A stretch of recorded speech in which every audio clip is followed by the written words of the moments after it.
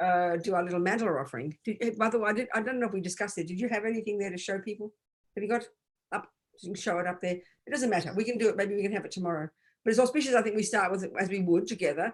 I always say this: if we go somewhere, we don't go empty-handed. We offer something. So here, our little mandala offering. By the way, I don't know if we discussed it. Did you have anything there to show people? Have you got up? You can show it up there. It doesn't matter. We can do it. Maybe we can have it tomorrow. Sorry, I think we start with it as we would together. I always say this: if we go somewhere, we don't go empty-handed. We offer something. What so is here, our little mandala offering. By the way, I don't know if we discussed it. Did you have it? Sorry. This happened one time. This happened yesterday in France, and we had to. I had to go off and then come on again. Do you know what the cause? No, it was just a little weird thing going on here to do with YouTube. Okay. We're good.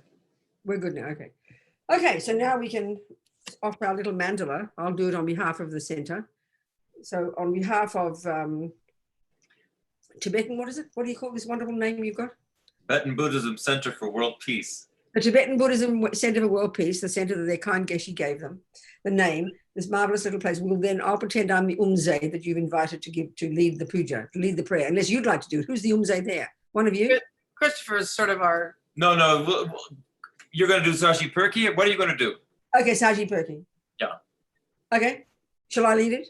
Yes, please. Okay, so you're just imagining offering all the most marvelous things of the universe and offering to the Buddha as a request for the teachings. It has great meaning.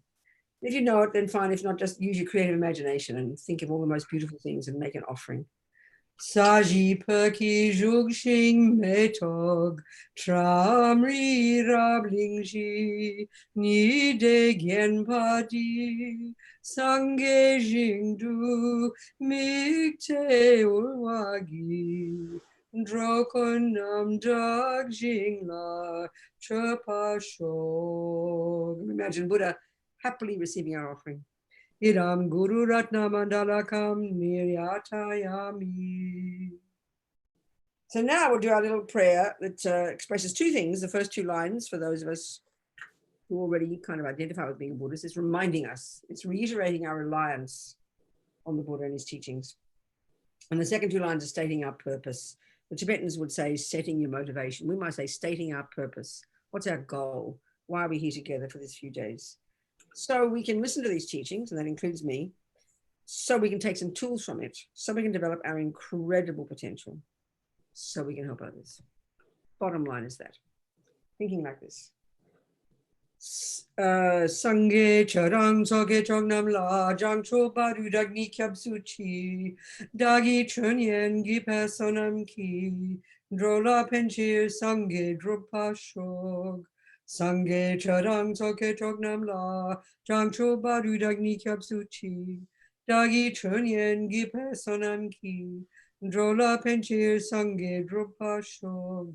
Sangye charang soke chognam la jang cho baru dagni kyab suchi dagi chunyen gi personam ki drola penchir sangye drupa shog.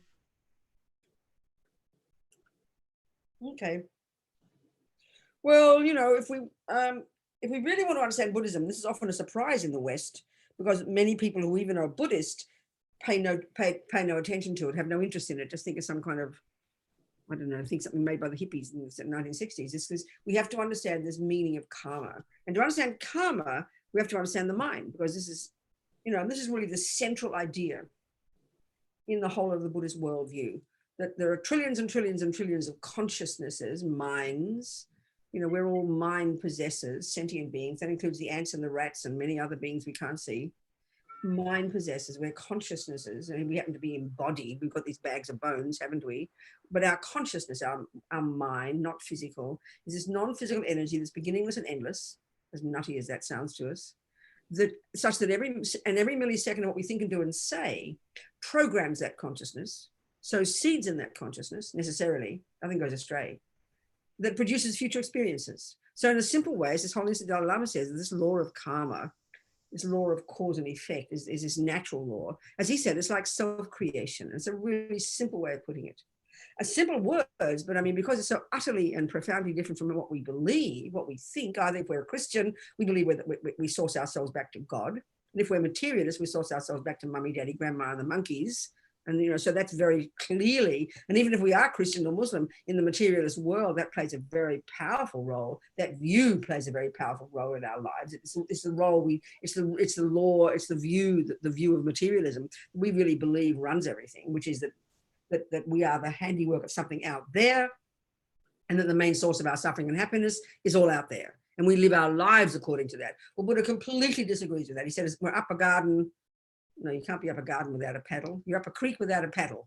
It's completely ridiculous. You lost the plot. It's not how the world is. This is Buddha's view.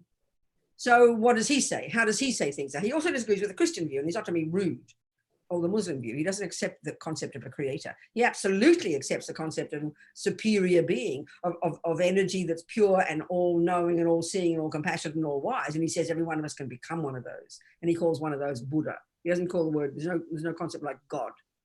That energy of unknowing, of unmanifest, all-knowing, all-seeing, all-compassionate, that's our true nature, actually. That's where we're ending up with all this path.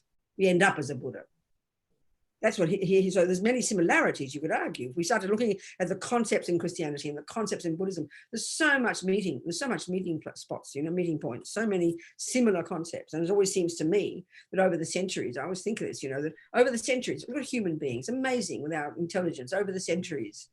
So many human beings over the centuries in every part of this planet coming up with different ways of seeing the world. They're all, you know, I give them all equal status. They're humans thinking about the meaning of life.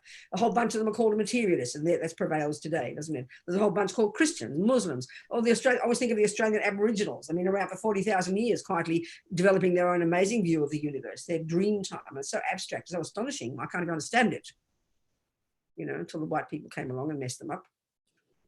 All these different viewpoints in the planet. We happen to be here discussing the Buddha's viewpoints, you know. And so, of course, the Buddhist approach is we're not the handiwork of someone else. We're not created by anybody else. And that it's our responsibility and our right, actually, to look into these things and try and come up with how things exist. And why would you want to know how things exist? Because the Buddha's view is the extent to which we are not in sync with how things exist is without doubt the extent to which we suffer. So for Buddhism, it's not a question of believing what Buddha said because he's a creator. And this is really a powerful view, but it's not his. And I don't even, you know, if you want to live that way, your life, have, you know, faith in a creator who made you, who made the universe, who made the laws, nothing wrong. But that's not the Buddha's view, completely and totally not the Buddha's view. There's no element of that in Buddhism at all. There's nothing like that that's similar in Buddhism. He's not a creator. He doesn't assert a creator. And anyway, we don't need creating, he says, because our mind is beginningless and endless. And whatever we do ourselves produces our experience. So we create ourselves, self-creation, as His Holiness said. So that, you know, these ideas, this philosophy, we started to say, we're going to, if we talked about emptiness, and we might in this weekend, because karma's got a good relationship with it. It's an example of the first level of dependent arising, which is the king of logics to prove emptiness. If we discuss emptiness, we've got to squeeze our brains. It's complicated concepts. We get puzzled. These concepts about karma are not complicated, but they might as well be because they're so different from the views that are embedded in our mind at the moment and the views that we just totally take for granted as true, that we can't hear them. You know, it's very fascinating. And there's a strong resistance to them because we interpret them in a really weird way. So this view of karma then, that every millisecond of what we think and do and say sows seeds in our mind, programs our mind, and those seeds necessarily eventually in the future will ripen as our various experiences. And indeed, if we look into ourselves right now, whatever we're experiencing is the fruit of seeds we've planted in the past. That's the meaning of the law of karma. Really, as I said, not a complicated concept, but completely absurd if we compare it with both the Christian view and the materialist view. Quite odd, quite a different view. So the Buddha happens to be saying, this is how things are. And he's allowed to say, everybody's allowed to say what they think. There's no problem. We just have to use our noggin and use our common sense and not just believe everything anyone tells us, or equally not just reject everything anyone tells us, because we're not forced to either way. We're the boss. And that's a hard one for us because we tend to prefer to believe somebody. It's kind of intellectual laziness, but sometimes it's easier. Buddha says, don't believe a single damn word I'm telling you. I'm telling you what I found to be so. It's over to you now. Here's my methodology. It's over to you to look into this and see if you want to take this on board as your working hypothesis, as your basis for living your life. That's your decision. He's not forcing. So there's no concept of blind belief in Buddhism. That's just intellectual laziness. And not just intellectual laziness. It doesn't help. It's useless. And I always use the example, you know, we talk about how we believe in karma, we believe in reincarnation, we believe in this and we believe in that. Because that's what we tend to think about a religion, that you can't prove it, so you have to believe it, no choice. Totally not like that for the Buddha. Totally not like that. And why is it not like that? Because he was a regular guy who did his hard work on his own mind, removed all the delusions from his mind and developed to perfection all his goodness. And that's the very meaning of the word Buddha. That's the etymology of the word Buddha implies that. Rid the mind of all the rubbish and grow all the goodness. That's what he's done himself. And he says, here's my methodology. And it's over to you to decide if you want to take on board what I have tried. So the point about believing is a really important point, by the way. So, okay. We would never say we believe in mathematics. We just don't say it like that. We never say we believe in botany. We don't speak that way. We'd laugh. Why? Is because we know we can prove botany. We can learn to do it and prove it. Well, Buddha says, same here, baby.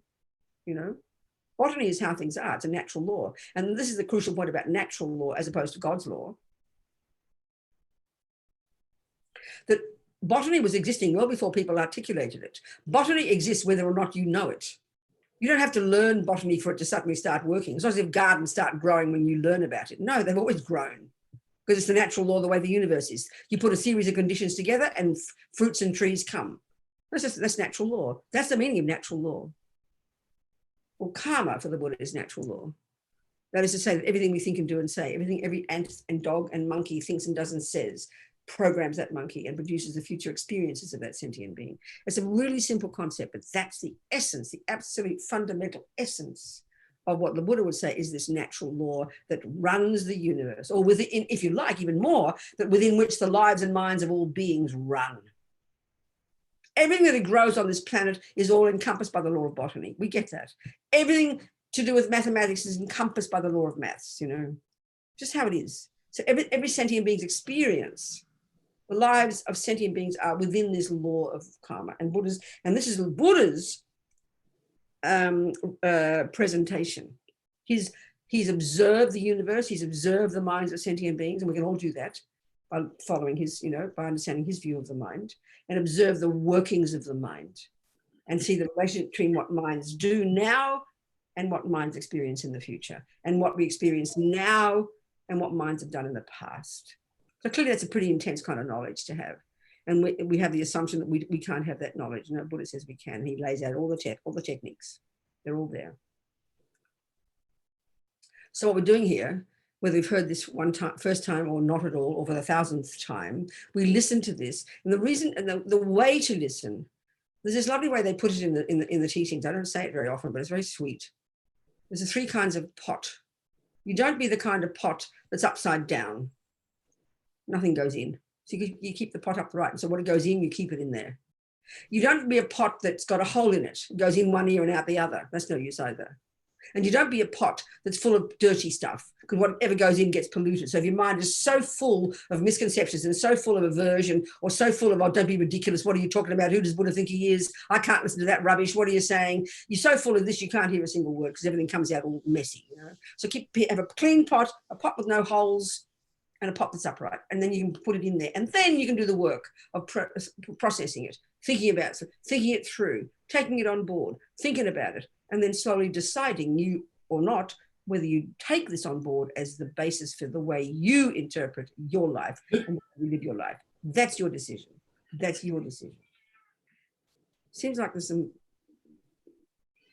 chatting away there. Can we put the group mute on? Is group mute on? Sorry. Do you hear me? Not. No,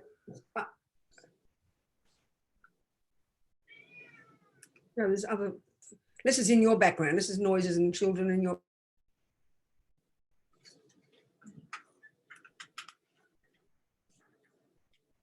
Okay, it's just you. Okay, fine, good. All right, good. So, okay. And again, just to remind us who is Buddha, this person, we need to hear these things because we have a lot of assumptions and we don't really question, you know. Buddha lived about 2,500 years ago, around about, this Indian gentleman. And he'd come out of this extraordinarily sophisticated system of metaphysics and psychology and philosophy and great spiritual practitioners, which we in our culture know nothing about, you know, but it's now more and more becoming known, especially because of His Holiness the Dalai Lama and his discussions with scientists, and more of the Indian literature being translated and respected in our culture now, which is marvelous, you know.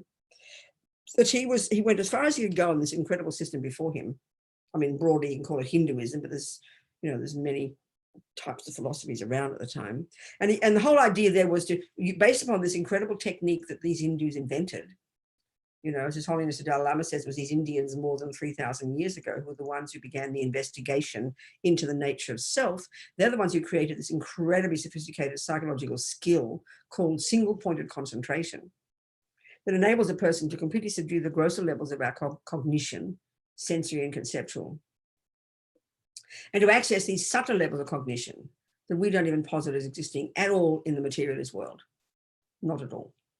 And with that subtle level of mind, which is super powerful, super capable, super focused, which can see the past and the future, which can see the minds of others, which is incredibly sophisticatedly capable, and which we need in the long term, as far as Buddha is concerned, to do the work that he says we can do to become a Buddha.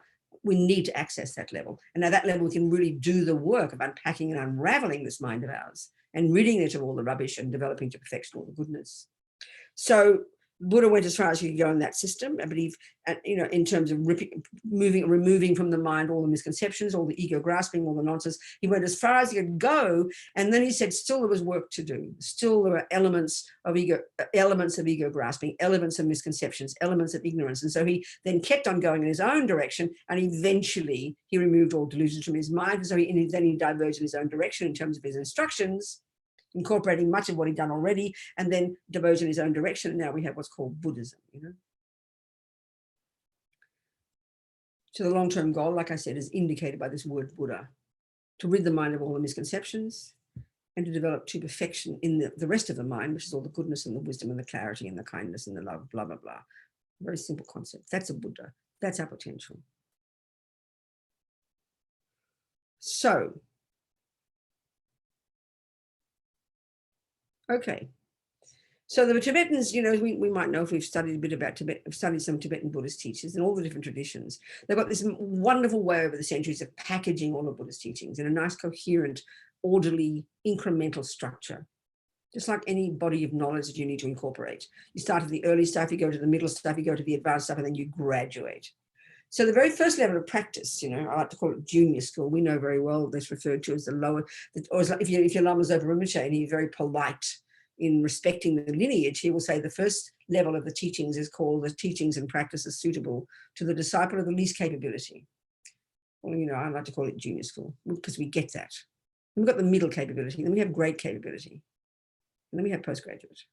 You know, junior school, high school, university, postgraduate, it works beautifully. So junior school, entry level, grade 1, the essence of the practice there, the essence of that approach, the essence is the practice of abiding, of living a good life, of being a moral person, of being ethical. Very simple. And how Buddha articulates the laws of ethics is in terms of being the law of cause and effect, the law of karma. So we get ethics. A good communist would have good ethics, a good Christian, a good Muslim. So there's an agreement, a good materialist, there's agreement. Don't harm others. Very minimum, don't harm others. You know, as Buddha would say, if you're not going to help people, at least don't harm them. So this is the very first level. But what's the logic behind this? Why would we want to be ethical? Because we've got different reasons. If I'm a Christian, the logical reason to be ethical is really important. It's because God said. I'm not being sarcastic. It's hugely powerful because God's the boss. And we all understand. If I break God's laws, I get punished. If I don't, I get rewarded. I'm not being sarcastic here. That's a very easy way to comprehend. And that's the view we tend to have of morality and ethics, isn't it? You do what mummy said, otherwise you get punished. You do what the police say, otherwise you get punished. You do what they say. Some people out there, grandma, auntie, uncle, next door neighbor. You do what they say, and then you'll get rewarded. And if you don't do what they say, you'll get punished. That's a view we all have. There's no view like that in Buddhism. because there's no punisher and there's no rewarder. It's a really important point. It's a crucial point, because when we hear about karma, we hear it in the same way as someone telling me what to do. And that's why we get all resentful. Don't you tell me what to do, we think, Not like that. That's why they often use the analogy of a doctor to refer to our relationship with the Buddha, because he's not a creator. He doesn't assert a creator. He says we don't need a creator. He would say a creator is a misconception. So the doctor, very well, you go to the doctor and she says, don't smoke, Robina. Why not, you ask? Because, sweetie pie, you might get cancer. And she'll proceed to show me, videos of people with cancer and their lungs. And I'll get a shock, and I'll be grateful to her for explaining to me something I didn't know, that something I'm doing now will harm me in the future. We understand that concept so easily when it comes to the body. We have absolutely cannot cope with the idea of that when it comes to the mind. I don't know why. It's very fascinating, isn't it? As soon as we hear that if you do something naughty in your mind now, you'll suffer in the future, we get tortured and agonized, and I'm a bad person, I'm going to be punished, and oh my God, I'm so evil. I mean, it's very, very bizarre, This is the way the mind works, and we're going to discuss. So Buddha's like that. Buddha's like a doctor. He's not a creator. He says, don't kill, just like Jesus does. The reason not to kill for Jesus is because God said. The reason not to kill for Buddhists is, guess what, honey? Because killing is a negative action. It harms sentient beings. But the crucial point, the really crucial point at the beginning, at this first level of practice, the foundation level of abiding by the laws of karma, abiding by good ethics, of not harming sentient beings. The reason he exhorts us not to kill is not because it harms others. That's advanced. That's compassion. It's because, guess what, sweetie pie? It'll harm you. Because remember, the fundamental point of karma, this law of karma that runs the universe, that no one runs itself because it's a natural law, just does its job. It's the way things are. It's how things are. Everything we think and do and say so seizes the mind that produces our future experiences. As I said, the words are very easy, but to come to terms with this and to live according to this takes quite a while. It's very fascinating. So then, based upon that simple principle, the action of killing, the action of lying, the action of stealing, these are actions that we can see are quite strong actions that harm others. So these are what are called negative actions. In general, a negative action or a non-virtuous action. We can say in broad terms here, we can use those terms synonymously. So in general, the heaviest of negative actions are ones that harm others. There's lots of things we just do to ourselves that harm us only, but the actions that are the heaviest ones, that have the heaviest consequences in the long term for ourselves, are those that harm others. So he exhorts us at the very beginning of practice. Buddha's got a little list of 10 don'ts. The first 7 are related to sentient beings, others. So 3 of the body: don't kill, don't jump on the wrong partner, don't misuse your body, in other words, to harm others sexually, and don't steal, don't take the ungiven. The Tibetans would translate it. 3 of the body, just 3 things, very small. And then 4 of the speech, which is clearly humans. Animals don't much problem with their speech, They just shout and yell a bit, but they don't harm so much with their speech. So he exhorts us to don't say words that aren't true. He exhorts us to not rabbit on about nothing, just blur, blur, blur out the mouth with no interest in who wants to hear it. Don't abuse people with our speech, and don't talk bad things behind backs. 7 little baby things. So why? The crucial thing is, why is Buddha exhorting us not to do? Why is he suggesting, like a good doctor, that best not to do these things, Robina? Why is he telling us that? It's an incredibly important point. We just tend to think, oh, well, this sounds like a good thing to do. Oh, yeah, that's just morality. It's good. Why wouldn't you kill? Well, just, it's just because it's good. We have to be much more precise. Like I said before, the Christian teaching, I asked my Jesuit priest friend, I always quote this, it's so important. What is it that defines a thing as a sin, as a negative action? That which is against God's will, he said. That's exactly what makes it wrong. This priest said there's some natural law component. People don't like getting killed. But the real reason, this is so powerful, that it's wrong is because God said not to do it. And that's reasonable because God's the boss. If you have the view of God, a creator who creates the universe, who's the boss, who runs the show, who punishes and rewards, it completely fits. It is logical. But that's the view across the board that we have about morality and ethics. Even when your mother in her household, don't do that. And we will say, why not? We know her answer, same as God, because I say so. We get that. We understand it. So within a reasonable environment, like your mother, and she is the boss, and she's allowed to say, make your bed, because we can see there's nothing morally wrong about not making a bed, but it's because mummy said to make it that makes it naughty. So we do get that. There's some element of that there, and we can see that. And even in Buddhism, when, you know, as Buddha started to teach students and people start to live in together in monastic environments, people develop laws to live with each other, which is like the law of a city. So it is reasonable. It is true in the monastery, don't eat this, don't do that. And if you're naughty, you'll get thrown out of the monastery. It's true. There are those types of laws, but when it comes to the fundamentals of natural law, of how things actually exist, that's nothing to do with Buddhism. He's not a creator. So really, I can't stress how important this is if you want to understand Buddhism. It doesn't mean you have to follow Buddhism, but if you want to understand it, you have to understand this point. So the reason Buddha exhorts us not to kill, not to steal, not to lie, is because he says, guess what, honey? That'll harm you. By doing that, and we're going to exactly go into this, and then we'll go into exactly how we can purify this. That whatever we think and do and say sows seeds in my mind that produces my future experiences. It's a simple concept, but it's really hard to remember this and really hard to have confidence in it and to live according to it, because we're so addicted to the blame mode. That's why we really feel if no one sees me do something naughty, oh, I got away with it, we'll say. That's very profound in our minds, because that's the function of ego, and it's complete nonsense. You know, we're all like that. That's as silly, for the Buddha, that's as silly as going to your doctor and she says, don't smoke because you might get cancer. And then you go home and you notice your doctor's not there. I go, oh, okay, out come the Marlboros. I won't get cancer. She doesn't see me smoke. We would all laugh at that. We do laugh at that. But that's what he is saying about, you know, morality and ethics. You don't need to be seen to do it. You don't need to be seen to do naughty things. You don't need to be heard to say bad words. You don't need to be seen to be doing good things. They have it's just its own natural law. My Catholic mother used to say, virtue has its own rewards. So it's really a powerful point, you know. And when we begin to live like this, we become grown up. We become grown up, you know, because we know we're responsible. We know we're the boss.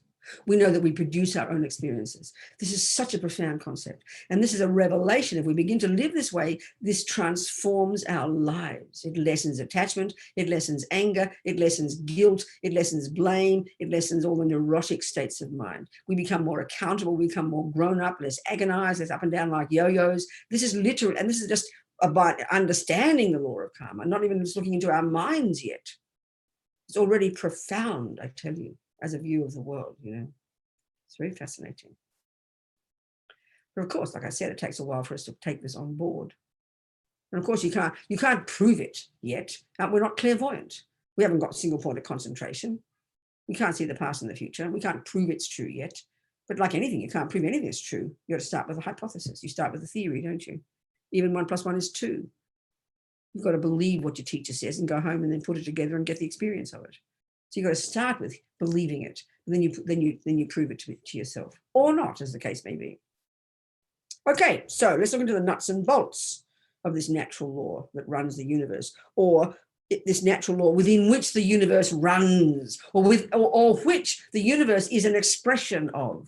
In the same way, if you look at a garden is an expression of the law of botany. It's all there for you.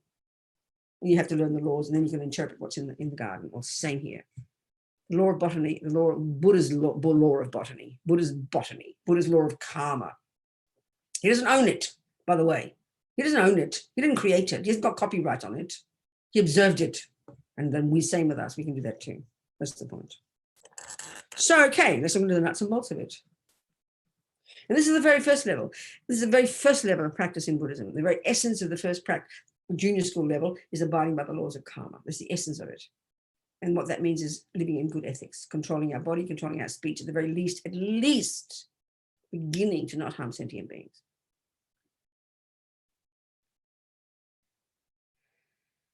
So having harnessed our body and speech to some degree, we can now go to high school and start to get to the root of the problem, the mind.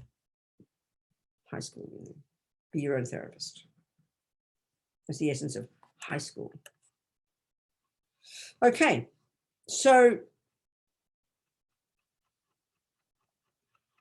one way of looking at this is in looking at the Buddha's teachings called the Four Noble Truths. Four truths for the noble ones. Four facts. Facts sounds better. I like facts. Four facts. And these facts are about suffering. And it's Buddha's first teaching. He gave it in Varanasi, didn't he, in Sarnath, after he got enlightened in Bodh Gaya. He walked a few days, walked west, and got to Varanasi. And he got to Deer Park, a lovely spot, given by some king or something. And then he gave his teaching to his 5 older students who he'd known before. So what it is you know, these 4 facts. First, there is suffering, he says. Second, there are causes. Third, that you know that you can get rid of it, suffering and its causes. You can cease suffering and its causes. And 4, how to do it. Speaking very simply. So the first one, there is suffering. And here he articulates 3 levels of suffering. But even if we can get to the first one, and often just recently at one of the centers, I say, you know, I'm on Zoom and I'm in my same room, in my same computer, seeing these little squares on my computer.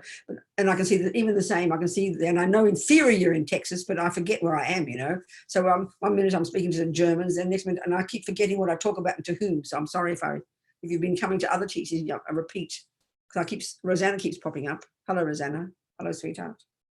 She's a new friend of mine. So what to do?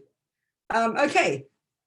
I also feel like a fraud because it's like every time I talk about the same things, and I think, well, of course I have to talk about the same things. It's called Buddhism. What can I do? You know, but every time I say it, I don't get bored. So every time I say it, I'm getting a bit more from it. So thank you very much for the opportunity. I always have to say that. Okay, so there are 3 levels of suffering,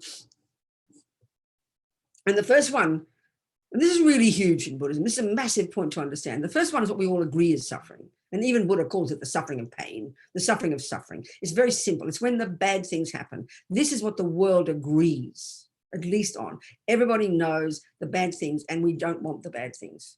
And the Buddha has this detailed description of what the bad things are, and then the causes in the second truth, and the causes of them. And this, of course, is the point. And this is, I like to say this a lot, and it's so important.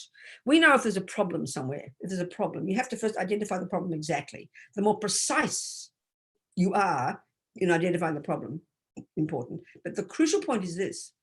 In order to find the solution, you have to find the cause. This is a really powerful point. You can never find the solution to a problem until the cows come home, until you know the causes. And the more precise you can be in the causes, that implies the solution. You've now found the solution. It's so clear. So the first kind of suffering is really simple for us, the suffering of suffering. Now, in terms of the Buddhist view of the universe, there are 2 ways of looking at this. The main one, the big picture one, and I'll just mention it, but we're going to go more to the second one, which is what we get. The big picture is this bigger picture in Buddhism, Buddha's view of the entire universe and the different types of sentient beings and their kinds of experiences, you know, and he's got this whole view of the universe about different 3 kinds of realms of existence, 3 types of sentient beings, all in terms of levels of cognition and all in terms of levels of happiness and suffering, all nicely mapped. So this is directly coming from the Hindus, you know, from their position. So in terms of the highest, so all these are sentient beings that are in samsara. This term is very, you know, very meaningful in Buddhism. If you're in samsara, you've still got some delusions or other in your mind. You haven't cut the root of all the nonsense. And that's where he diverged from the others, and the Buddhism started in relation to this nature of the self. So all these beings in samsara, there's these highly evolved ones who have gone as far as they could go with this meditation technique, and from the Hindu point of view, there's a bunch of them, and there's 2 different lots of them. Never mind, we don't even go into them, don't bother about them. Then the lot that we are in is called the desire realm, the realm of attachment. And within that realm, there are 6 suburbs, really simply speaking, 6 types of, 6 levels of sentient beings. And they're all levels in terms of, they're all on the spectrum from the most intense suffering to the most intense bliss. These types of different realms of existence. And a realm of existence is, and the more we understand karma, the more this makes sense. Realms of existence are just sentient beings with certain mental experiences and certain levels of physicality.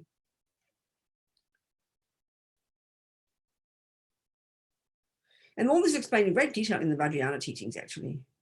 In the Vajrayana teachings, they talk about how it's very simple. It's a system, it's the basis for the Tibetan medical system. It's similar to the Chinese one. The meridians are similar to the Hindu, the Ayurvedic business. The universe is made of the 4 elements. The physical world is made of the 4 elements. That's it. And then there are minds, consciousnesses, and all these consciousnesses are inextricably linked to their own set of the 4 elements. This is the way things are. This is from the Vajrayana. It's very extremely helpful to understand karma, especially. We're going to get to it.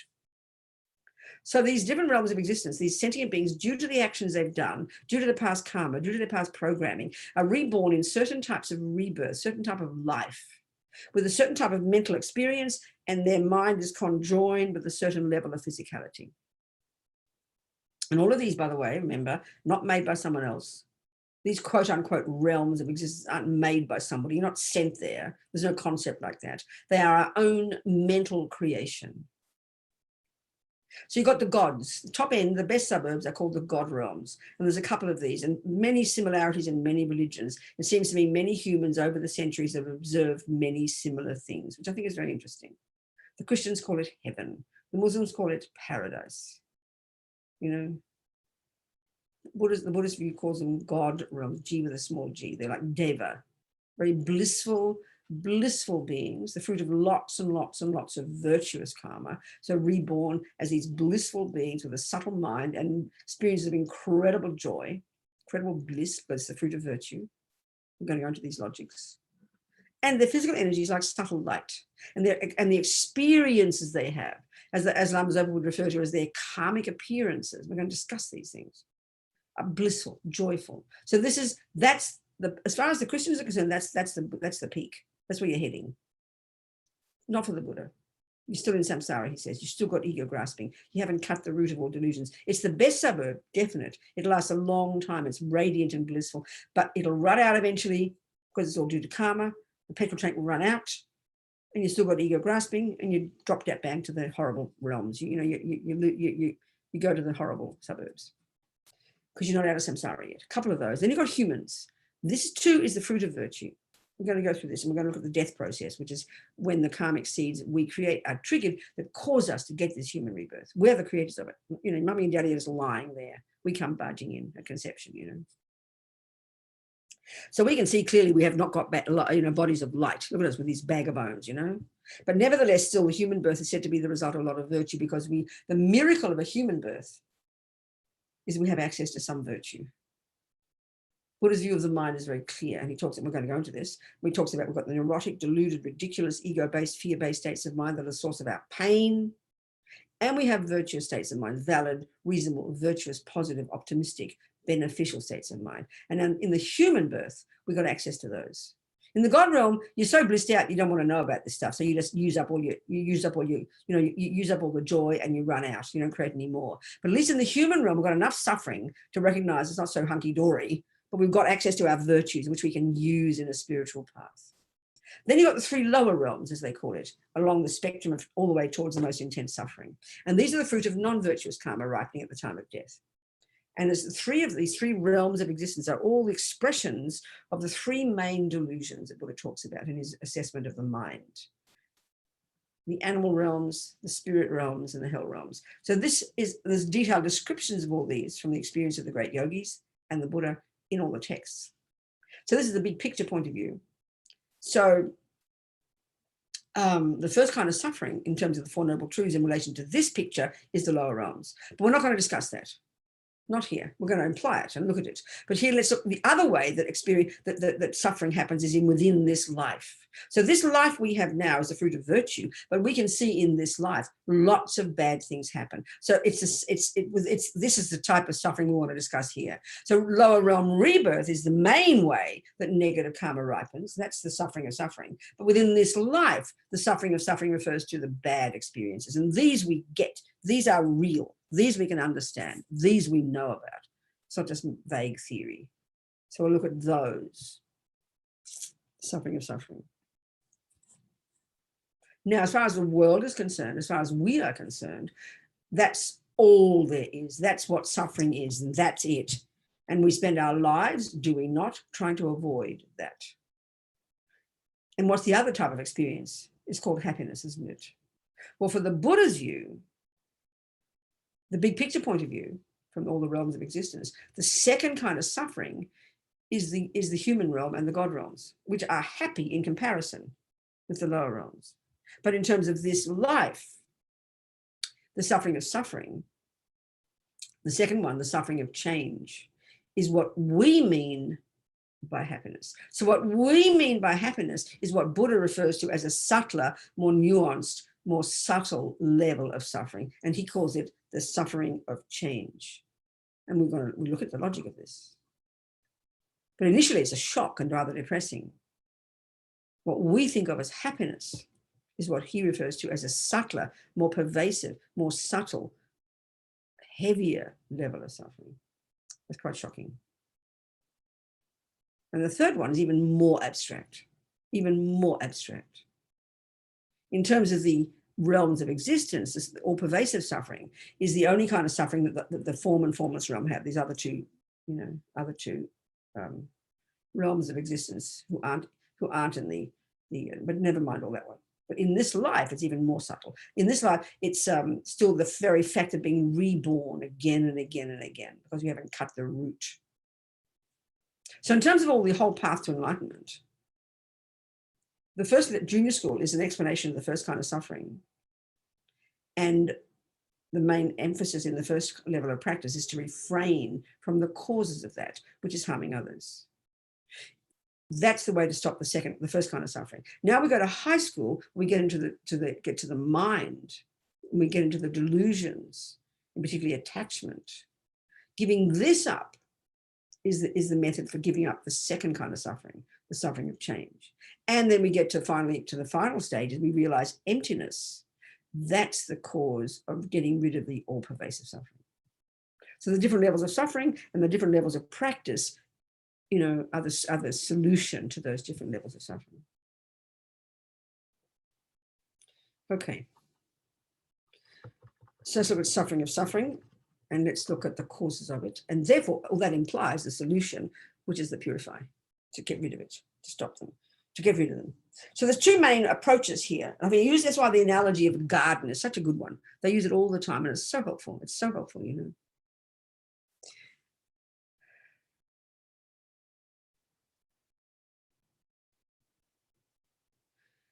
A simple way to put it is that our life is our garden, and whatever's in it, we put it there. And this is what's so hard to understand, because we don't believe that for 1 second. We believe I was made by somebody else. I didn't ask to get born, and bad things happen. And good things happen too, but we don't know why either. It's all like good luck and bad luck. And so we just kind of cross our fingers, don't we? No wonder we're so neurotic. No wonder we're so fearful, because we have no idea why things happen. If at least if you have faith in God, God's got a plan. God's got a plan. And at least you're prepared to trust God. Good enough. That's already a better way to live your life. But to have this nihilistic view that no one knows why things happen, it's all good luck and bad luck. I mean, that's the most profoundly depressing view in the universe, We really believe it's true. We really believe it's true. We thought we were intelligent, didn't we? Okay, so suffering of suffering is in your daily life. Let's say, okay, no, we've got to look at this. So there's 4 ways. This is really, if we want to understand karma, even minimally, even just intellectually, understanding these 4 points is kind of profound. It's really an insight into understanding our life, if we wish to apply it. There's 4 tracks of karma. If we can divide our life, all of our experiences into 4 separate tracks, 4 separate areas of experience. The first one is the type of rebirth we have. A dog has a dog rebirth. Human has a human rebirth. So for the dog, that's the result of negative karma, getting negative karma at the time of death, and then their mind runs to a dog womb or a lion's womb or an ant's egg or whatever. That's the fruit of a negative karma being triggered. In terms of human, it's like we won the lottery. It's not good luck really, but it's like that. It's so rare. It's the fruit of virtuous karma ripening, in particular non-killing karma. In particular, as Lama Zopa says, non-killing practice in the framework of a spiritual path, and even more practice in the framework of living in vows of non-killing, which we'll talk about. So we won the lottery. We've got a human birth. Now, within this human birth, these other three ways that karma ripens play out in our life. One is called intentions or actions similar to the cause, which is your tendencies, your habits, your mental tendencies. That's it. Your mental tendencies. Look at your personality. You're good at music. You're good at football. You're good at kindness. You're good at compassion. You're good at computers. You're good at music. You're good at killing. You're good at stealing. I mean, look at us. We're a bunch of habits, aren't we? Very simple. Of course, the materialist view tracks it back to mummy, daddy, genes, and all the rest, not for the Buddha. No one can give you these mental tendencies. They're yours. You come from before. They're a bunch of habits that were triggered before you died, these particular tendencies, and this personality of yours is, is as a bunch of these habits. And if you want to really know your mind well, you know very well, you have to break down all the habits and point them all out. That's it. That's your mind, isn't it? That's one way your karma ripens, your tendencies. The second one is your experiences. Go out beyond your own mind, your own self and your own tendencies. And we know we're very social beings, aren't we? We all live, and since we're born up to now, we've been bumping around sentient beings. We've been affected by sentient beings. So these are called experiences similar to the cause. Experiences. These are called intentions or actions similar to the cause. You must have played music before. You must have been angry before. You must have been jealous before. You must have killed before. Tendencies, very simple. Next one, go out there and then in relation to others. How you're seen. Basically, this one really is simply, not quite exactly, but pretty much how you're seen and treated by others. It's very simple. Think of your life. We're super social. Since we're born, you think about it, so simple. Up till now, you can divide all your experiences in relation to others into two categories. The pleasant ones and the unpleasant ones. Think about it. It's not complicated. Rats, shit in your kitchen. You don't like that. Cockroaches do the same. Your poodle, you adore it. It's in the happy, it's in the ones that make you happy. Your loving husband, who's kind to you, he's in the happy group. Then the unhappy one, the past husband. I mean, think of it. All the people out there, the sentient beings, the people, your boss, the next door neighbors, the people, all these sentient beings out there. The world is full of sentient beings, and they're divided into those who've harmed us or helped us. Happy experiences and unhappy experiences. Of course, there's a third category. They're called strangers, but we don't care about them because we don't have a direct experience of them. They don't affect our lives. And they could all drop dead. We don't care. So all the way you're seen and treated by others is a very simple concept. The way you're seen and treated by others, broadly speaking, this is called experiences similar to the cause. Now, if karma is a natural law, and Buddha's saying it is, it's got to be coherent and it's got to be constant. It can't be random. So, so if anybody harms you, just even for a second, anyone is kind to you, it's not a random event. There's personal history with between the two of you. You can't just meet a person you haven't met before. A person can't be helpful to if you haven't been helpful to them. It's not possible. So then everyone you meet, however they see you and treat you, nicely or not, due to actions like that you've done to them, karma's pretty personal. Keeping it simple, you could say like that. It was a very, very, very shocking concept. We thought it was all random. We thought it was just good luck and bad luck. We thought most people you've never seen on before, even your mother's random. We don't know why we got to our mother. We don't know. It was all just seemed random.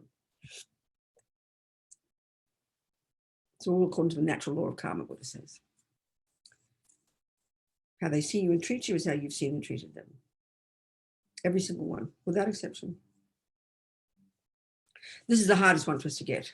This is the really hardest one for us to get because we really do feel like we're innocent victims, We really do feel like bad things happen and it's not fair and I don't deserve it.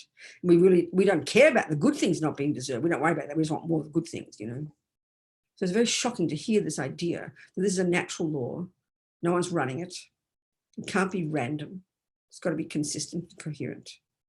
So it takes a while to get on board with that. It takes a while to even intellectually understand it, That's the second way our karma ripens.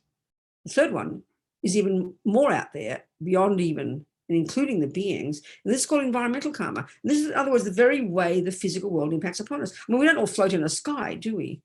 We've got grounds we all live in. Everyone's got an environment. We can look into the environment, speak simply. It's the food you eat, the air you breathe, the water you drink, the sounds you hear, the things you see. Think of it. All the objects of your senses in general. Think of it. That's your environment and how it impacts upon you, either pleasant or unpleasant. Again, think about it. Environments are either pleasant or unpleasant. Even that is so using any action, any virtuous action, for example, the virtuous action of non-killing, conscious intentional non-killing that programs your mind with that, those seeds ripen in 4 ways. The first way non-killing would ripen is getting a human birth. Second way non-killing would ripen, you wake up in this life with no thought to kill. Third way this non-killing ripens is you won't get killed and you won't die young. And the fourth way non-killing ripens environmentally is the food and the water and the air. The environment out there doesn't harm you. It nourishes and supports you. It's very interesting, so simple. And obviously the opposite is killing. Now look at the world now. It's very fascinating, this one of killing. Look at it. You know, COVID-19, the sickness we're all having now, in general, it's always been around. You know, there's two ways that the past killing karma is ripening at the moment for some people. One is you die young. Lots of people are dying young or not so much getting killed. They've been killed by a disease, aren't they? It's true. Dying young or getting killed. A person doesn't kill you. It's a disease that kills you. Well, actually, people do kill you, but they're not intentionally killing you. Like you got COVID-19 from your husband. So effectively he killed you, although he didn't intentionally kill you. So this is the experience similar to the cause of killing, is that you die young. But the environmental karmic result is that the physical world itself, including the beings in it, harm you. That's environmental karma of killing. It's very fascinating. And we can see that. Look at all those wonderful, kind people in hospitals putting themselves in this danger zone every single day, dealing with COVID-19 patients. Some of those doctors and nurses will not die, and some will. It's not random. It's due to karma, their past karma. So the ones who don't die, their killing karma hasn't ripened yet. And the ones who do die, their killing karma has ripened. If you can get COVID-19 and you can get better. Some people get healed, don't they? That's due to their non-killing karma. In other words, this is the thing that's shocking to us. Whereas our experience of life is everything's just a random event that comes unfairly out of the blue with no explanation. And I think this is why we suffer so badly. Think about it. It's why we suffer so badly.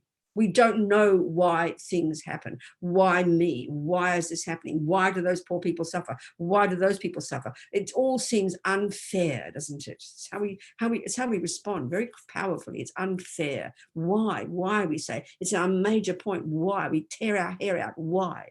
It's so fascinating. Well, Buddha's got his answer. It's the law of karma playing out, Our past actions playing out now. And when we realize it's got nothing to do with punishment and reward, because there's no punisher and there's no rewarder, then that when we start to have that view, everything changes. You don't feel so tortured by it. But if we think it's punishment and reward, we'll go crazy. That's why we get so tortured. We think we're being punished by somebody. That's a shocking concept. No one's punishing us. There's no punisher. We've got to remember that. Not in Buddhism. I'm not criticizing you if you have a view of God. I'm not criticizing you. But there's no view like that. We don't need that, Buddha says. We are experiencing our own. Everything we do, we experience the fruits of. So when we can have this big attitude that everyone's in the same boat, and everything we experience is called happiness is the fruit of our virtue, and everything that we experience is called suffering is the fruit of our non-virtue, then it's a much broader picture. Whereas we're so obsessed with thinking the bad things happen. Why do bad things happen? But we never ask why do good things happen, which is kind of a powerful point. We never ask. I've never yet had that question in 45 years. No one's ever asked me yet, why do good things happen? And there's logic to all that, and we'll go into it when we look at the mind. It's very fascinating. So, okay, given that at the moment, because we're driven by delusions, Buddha says, which are the main cause of our suffering, that when we get to the high school, we get to that. Okay, when we get to the second noble truth, so there is suffering, okay? The first kind of suffering, let's go to the first one. Why do the bad? The first one, there is suffering and pain, bad things happen. Now we go to the causes, and this is the point now. This is where we start to unpack everything. What are the causes for the Buddha? Well, very simple. There are two main causes. There are many, many causes that have to come together for anything to occur. It was very clear. When you study Buddhist philosophy in more depth, you learn many levels of causes, kinds of causes. There are main causes, principal causes, direct causes, secondary causes, this cause, that cause, and it's a very detailed presentation of the different conditions that, when all they come together, that produce something, you know. So you see that with a flower. You need earth, you need water, time, and heat. But the crucial thing you need is a seed, and we all know the seed is the main cause. We know that. Without the rose seed, you can have the perfect air, the perfect warmth, the perfect water for centuries. You won't get it. You won't get a rose. And equally, if you have just the rose seed on its own and no water, no earth, and no air, you won't get a rose. So they've got to come together. This is dependent arising. This is logic, dependent arising. And the first example of dependent arising is this one called cause and effect. It's a very powerful concept. It proves emptiness already. So the main cause, we know this, of a rose is a rose seed. So you have to know you want a rose, then you select the seed. And it's the same for your potato seed. You've got to give the same conditions, warmth and air and time. But the main cause is the distinctive characteristic, isn't it? And the same here. For the Buddha, like an example, you know, someone punches you in the nose, or someone's kind to you. Let's use the good actions, because we always think of the bad ones. You know, say Rosanna's kind to me, let's say. So as far as I'm concerned, there's one cause of my happiness. It's called Rosanna. You know, she smiles at me and says I'm a nice person, let's say. And she has said that in her emails to me. It's true, isn't it, Rosanna? She does praise me. She is kind to me. So naturally, I think, oh, Rosanna's so lovely. She likes me. I must be a nice person, you know, because Rosanna's praising me. So as far as I'm concerned, Rosanna's the main cause of my happiness. We kind of get this. We don't analyze it any further, do we? Now, suddenly if Rosanna goes against me and starts thinking I'm horrible, then suddenly Rosanna's now the main cause of my suffering, isn't it? And we all feel this very strongly. We sort of, it's just, we leap to that view. We run to that view immediately. And the Buddha says this way we run to that view is coming from ego grasping. It's coming from all the misconceptions. There's a misconception in our mind. He says it's more nuanced than that, Robina. It's much more things involved. There's more than simply Rosanna is the main cause of my happiness. And there are many other causes out there. But he says, though the Buddha's concern then in the Second Noble Truth, his main concern is identifying the main causes of my happiness, the main causes. So when we come to the main causes, Rosanna is not in there. She is definitely a secondary cause. In other words, a good way to put it in Buddhism, all the events and the things and the people and the good weather and the nice food and the lovely humans that we say all together are the causes of our happiness. Buddha doesn't disagree that they're causes of our happiness, but he says he relegates them to a secondary role. We give them the main role, which is why we grasp onto our friends and hate our enemies. He says it's much more subtle than that, more nuanced. Rosanna is a cause of my suffering, but she's a catalyst. It's a great word in English. She's merely a catalyst. You know, the various conditions, the nice meal she gave me, the music she played when I visited her, and her sweet words. They all are true. She did do them. The food was delicious. The music was lovely. Fact, Buddha doesn't disagree that they were causes of my happiness. But he says we're giving them all the power. He says that's the mistake. He relegates them to being catalysts. That's a really great way to put it. And so therefore the question is, well, that's interesting. Well, what's the main cause of my happiness here? But it's not Rosanna, and it's not the meal, and it's not the music. And the Buddha says, well, honey child, it's inside you, me, Robina. I'm the main cause of my happiness. So, and there are two things.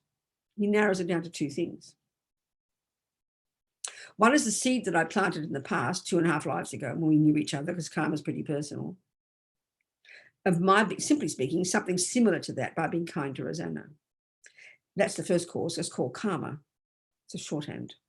And then second, the virtuous state of mind that impelled me to do that action of being kind to Rosanna. So karma and mind, karma and in this case, virtues, karma and a virtuous state of mind. And these subsume to the one, the virtuous states of mind. So the main cause of any moment of happiness that I have is the virtuous karma I created, the virtue I created in the past.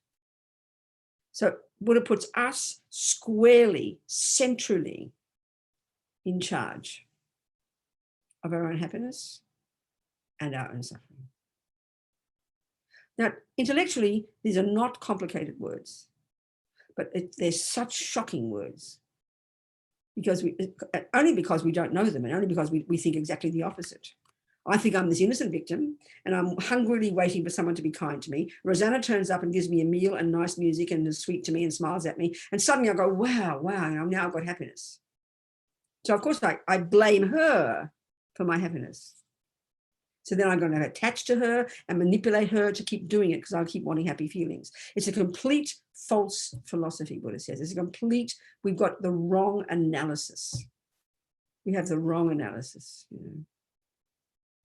He says, no, Robina, your past action of kindness to Rosanna 2.5 lives ago or 22.5 lives ago sowed a seed in your mind. And that virtuous action of kindness was driven by a virtuous state of mind. They are the two main causes of my experience of happiness now. No, okay, more than that, the meal she offers me. That meal being pleasant and nourishing me, that's the direct result of my past not killing. That's called environmental karma, that the very physical world, which happens to be the meal on a plate, that's delicious and nourishes me. That's due to my past virtuous karma of not killing. The food nourishes me now. The music, same. Is it music that doesn't offend me or doesn't hurt me? That's due to past virtue. So whatever we experience now, as Lama Zopa puts it, everything we experience now, every second of our day, is our own karmic appearance. Things, as he says, things appear back to us through the lenses of what's in our mind now and through the filter of our past actions. So in the simple way, we know that in your garden, there's a flower. You know the sun played a role. You know the warmth, that's the sun. You know the earth played a crucial role. You know the air and the water play roles, but you know the main cause is the seed. You know that. It's the same here.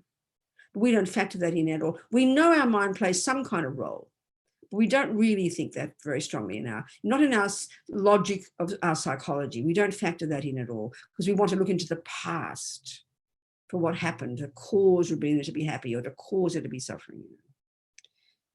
We don't really factor ourselves in. And as Lama Zopa says, it's kind of powerful. The vast majority of all humans on the planet have absolutely no idea that what goes on in their life, that what goes on in their minds plays any role at all in their lives. I mean, Lama Yeshe would often say we're schizophrenic, and he's not being sarcastic. Don't think he's being insulting. It's a really, I mean, in the simple sense of being, we're so disconnected from us. We are disconnected from ourselves. And in other words, there's a disconnect between how we think things are and how they are. We're completely disconnected from ourselves. We have no sense of what's going on. We're completely thinking everything is out there as the cause of our happiness and cause of our suffering. We hanker after this and we hate that. We're living our lives externally. We're not paying any attention to the main player, which is the stuff that goes on in our mind and the stuff that's gone in the past that's informing our present. So it's a really powerful concept, you know.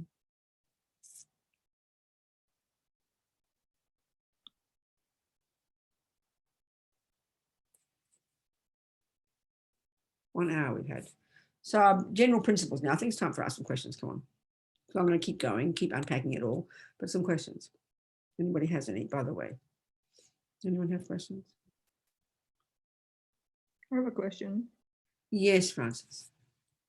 Hi, Robina. This is a bit of a difficult one for me to say because I don't understand it myself, but I was brought up, excuse me, I was brought up as a Catholic. And so as a Catholic, I believed that I prayed to other people and those other people would bring about that action for me.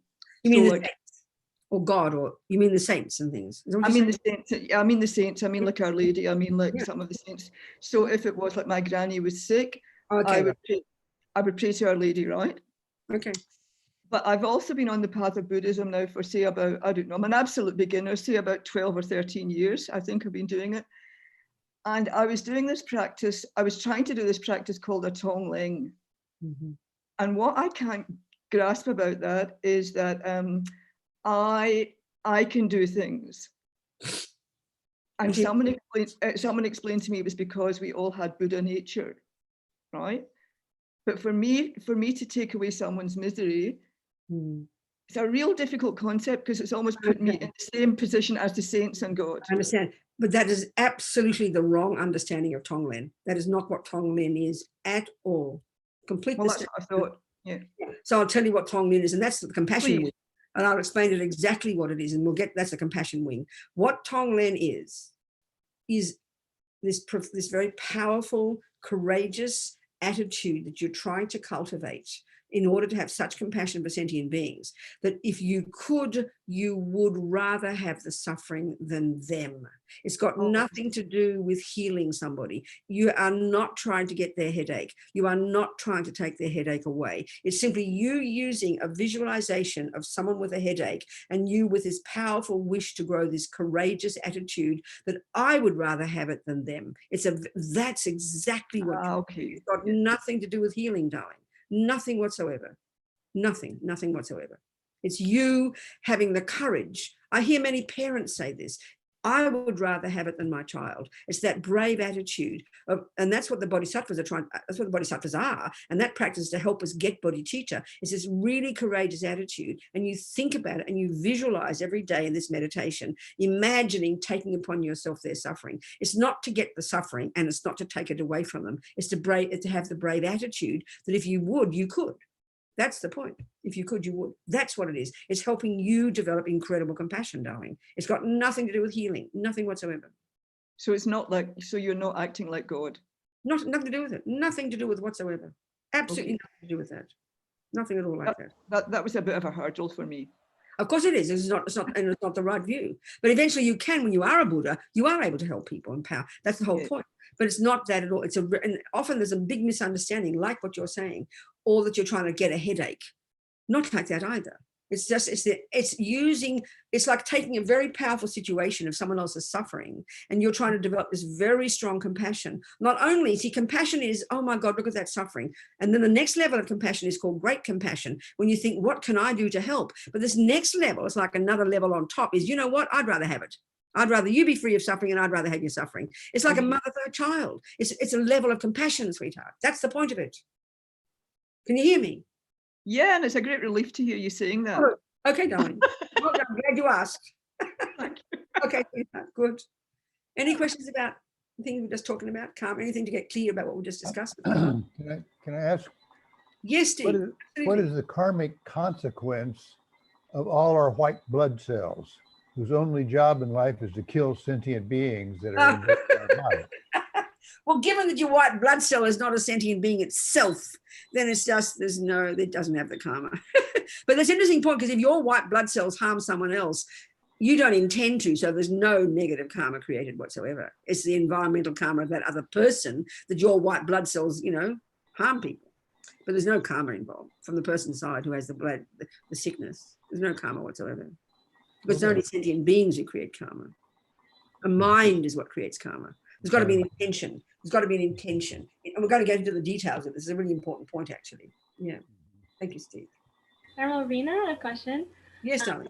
I'm curious about the karma that gives us, like, the parents and the family situation that we find ourselves in. That's the Especially third. with, like, childhood trauma, like, if your parents were, like, abusive, whether emotionally or okay, so if we look into the kinds of karma, there's 4 ways that karma ripens. First, you've got a human birth.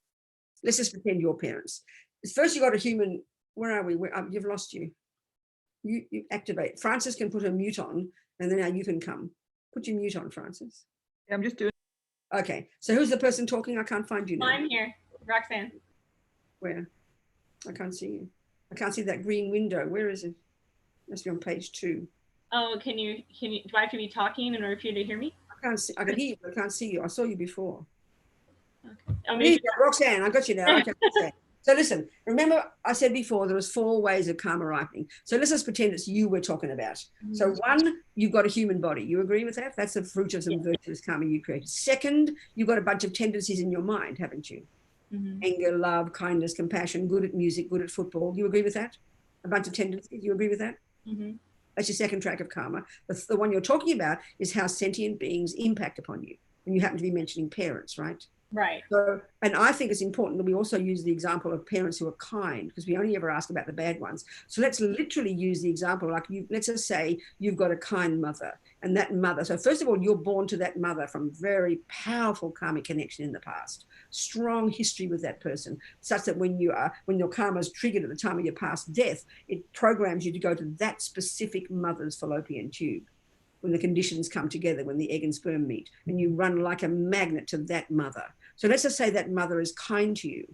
That every second of her kindness to you is super personal karma of yours. She's repaying your past kindness. Equally, if she's mean to you, she's repaying your past negative actions. It's a very simple way of putting it. Do you understand, darling? Yes, There's no accident. There's no accident. We get the mother and father we deserve. I know it sounds shocking to us because we think in our world that mummy and daddy are meant to be saints, and then we're allowed to blame them for everything that goes wrong. You know, we have an assumption that mummies and daddies should be perfect, and there's no logic to that whatsoever. Mm-hmm. Do you understand? So this is so. But I purposely mentioned the happy things because we never worry about the happy ones. We never. No one. In other words, I've never yet had a person ask me the question, you mean that child who has a beautiful mother and a beautiful father and money in the bank and good health and wonderful friends, you mean she deserves it? Because we tend to assume if it's a bad thing, we don't deserve it. But we never bother asking why good things happen. But it's the same logic. It's due to the personal karmic connection with those particular people. That makes sense. Thank you. You only get harmed by a person you've harmed in the past. You only get helped by a person you've helped in the past. That's just the logic of this law. It's not punishment and not reward, and it's not random.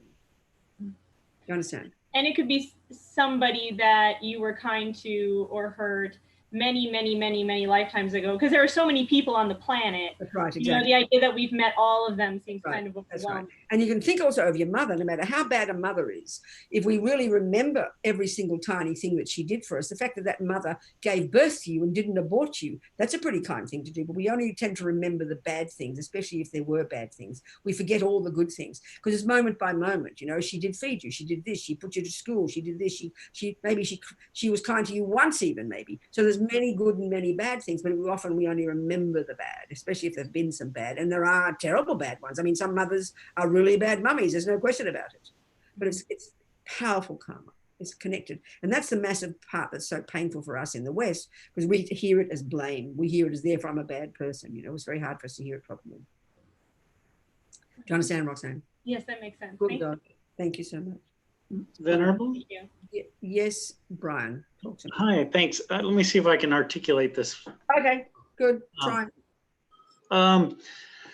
It seems like the time lag is a big issue that throws us off because. Oh, really? Tell me. Well, the you know, let's say we stomped on a roach, if our ribs immediately cracked right away, you know, Right. we'd Yes. never do it, right? Absolutely. We'd all be. It's like the what do you call the Pavlov's dog? You get if you immediately get the result. We'd all be saints by now. We'd all be Buddha by now. Right. So I know. So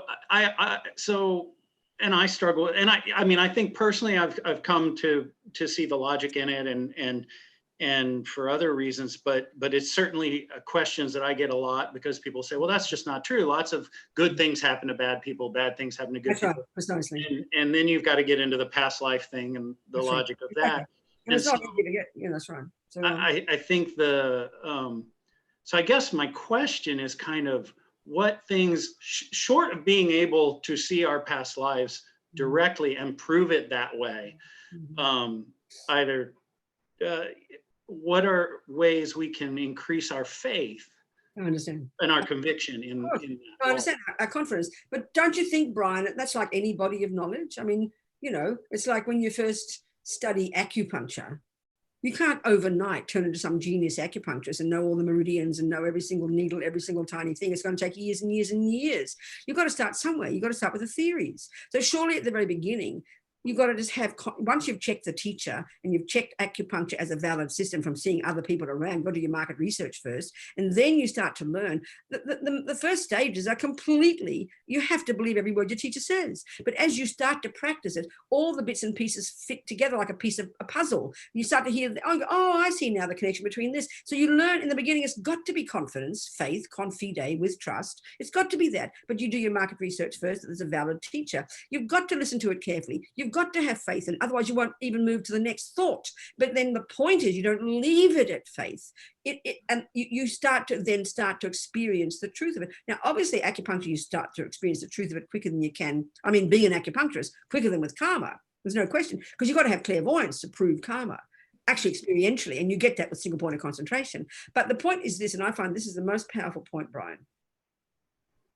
We're used to thinking of religion as random, like just random things that people tell you you're supposed to believe in. There's no coherence to it. That's very strong. Well, you know, the thing that seems to me is this: if any body of knowledge is valid, whether it's acupuncture, the Buddhist view of the universe, anything, mathematics, if it is valid body of knowledge, think about this, then it's first got to be coherent theoretically. Wonderful. That has to be. It's just the way it is. It has to be. So if you know very well, you can be the greatest, you can become a brilliant geshe and study for 25 years in the monasteries and learn all the texts about karma, learn all, and that's a theory, and you can prove it theoretically, and it will be that's called inferential knowledge, and that can be pretty powerful knowledge. I mean, like if you've never been to Australia, you know perfectly well, you can look at maps, you've spoken to 1,000 people who have, you've seen maps, you know, you can instruct a person exactly every detail of how to get to Australia, even overland, without having been there, because you can see the maps and you can prove it theoretically. This is powerful. And all we can do is work at the level of cognition that we've got. And we've got to start with the theoretical and put the teachings. Now, if we leave it at theoretical, you're in trouble. It's like learning all the cake recipes and then forgetting you have to make it. You'd be in real trouble. But you've got to start with the theoretical coherence. It's got to be coherent intellectually. This is a very powerful point. And be very content with that, because the more you recognize acupuncture theoretically, you get great confidence in it. Mm-hmm. Then you can put the needles in and get the experience. Do you understand? Yes, wonderful. Thank you. Good. Very helpful. Okay. Good. Okay, let's continue. Who's speaking? Who was that? Xavier, this is me. Okay, Catalina. You're not Yes, Catalina. well, You're a boy. Oh, that's Catalina. Okay. So what's your name, honey? What's your name? Xavier. Xavier, go, Xavier. Talk to me. I just we have a baby on the way, and I just wanted to ask, how do you teach Buddhism to a little one? We started practicing like 3 years ago. Yeah. And I'm just concerned on how am I gonna teach my kid if I know so little. Sweetheart. Well, you can't, I mean, okay. Surely, I mean, first of all, you can start now by saying a few mantras and blowing on her belly. That'll help. The baby will hear it. You know, that'll be helpful. You can do that. You can do lots of, you know, if you have confidence in the Buddhas, you can do different practices with the Buddhas. But surely, you know, it's like, you know, again, it's like the same. I always use ordinary examples. It's very helpful. Let's say you're both musicians and you've got very strong connection with music. And let's say you've got this sort of kid coming out and you'd like it to learn music. Well, you're going to have to observe that child, aren't you? And if that child is tone deaf, I'm sorry, you can shove music down their throat. It won't help. So you, by knowing the information yourself, you've got to know music yourself. And then you can observe your child, and you'll observe maybe very soon they've got a tendency, you'll hear the way they respond. You'll see the little fingers on the piano. Now, if you don't know music, you can't help them. So you've got to, the first answer is you've got to know it well yourself. You've got to know the understanding of karma. You've got to know all these things yourself. If you like it, you've got to be kind and compassionate. And then with that view, you'll observe your child and you'll see maybe this kid likes to lie. Maybe this kid gets angry easily. Maybe this kid is very patient. You have to observe their mind and know what their behavior is like, and then you'll know how to help them.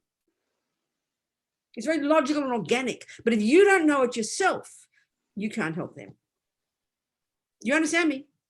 I do understand. The more wise you are, the more you know this stuff, you'll see the child through that lenses, and you'll be able to know how to help them. And you'll be able to, some kids are very patient, so you won't have to worry about anger too much. Some kids are more angry. Some kids might do this. So you'll observe. You can't just dump a bunch of knowledge on top of them. You give them the advice that they indicate by the behavior that they need. It's very organic. But it starts with your wisdom. Thank you so much. All right. Well done. Thank you, Xavier. So what have we got tonight? 2 hours or 90 minutes? Can't hear you. Kavita. 2 hours, Venerable. 2 hours, good. So we started 90 minutes ago. We've got half an hour left. We did. Okay, good. Let's continue then. So the summary is we're talking about this natural law. According to the Buddha, he's observed it to be so. It runs the universe. The universe runs within it. He didn't make it up. He's not a creator. No one runs it. It's not punishment and not reward. These are the major things to keep remembering like a broken record. It's a natural law like botany and gravity. It occurs. It happens. So if it is true then, there's this natural law that determines my happiness and my suffering, I had better learn the law. I'd better learn botany so I know how to get a decent garden. So there's two things. One is you have to learn botany in order to interpret what's in your garden now. It's really important because now you know what to pull out and what to grow. And then, of course, that determines your future garden. So it fits together, both things. So, okay, so let's look in detail then. Okay, so the first level of detail is in general this principle that everything you think and do and say sows seeds in your mind that will produce a type of rebirth, a tendency, an experience, and an environmental result. That's your entire life. Okay. So that's true. The next level of detail is this. Everything that's labeled negative will ripen as suffering, and positive will ripen as happiness. Now, again, remember, no punishment, no reward. It's just a term for a certain kind of action. So if that's true, and we know we don't want suffering and do want happiness, we're just talking even here having mean things happen to us in this life, forget about lower realms, then we better learn to know what is a negative action, what defines a negative action, and what is a positive action, and what defines a positive action. It's logical. That's the next level of detail we better learn. Okay.